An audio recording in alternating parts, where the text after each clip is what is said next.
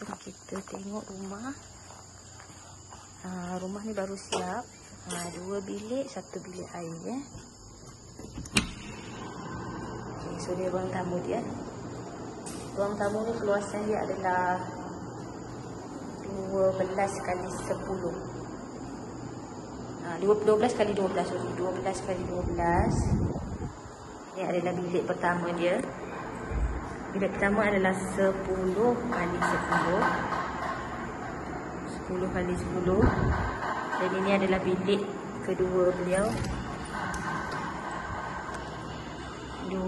10 kali 10 juga. Jom kita pergi ke dapur. Dapur ni keluasan dia 7 kali 12. Okay, luas 7 kali 12. Dan ini adalah bilik air dia 4 kali 6. 4 kali 6, jom kita tengok.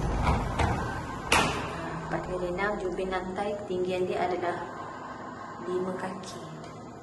So tu shower. Ada shower dekat situ. Ada pipe lah. Pipe 2-way. Jadi ni belakang rumah lah. Sebelah adalah rumah mak beliau lah. Okay, package ni kita sediakan lantai mozaik 2 kaki, plug point, aircon, dan kita fitting siap-siap lah, pasang siap-siap kipas dan juga lampu lah kepada customer. Customer masuk basuh kaki sajalah. Macam tu kita pasangkan semua dah siap.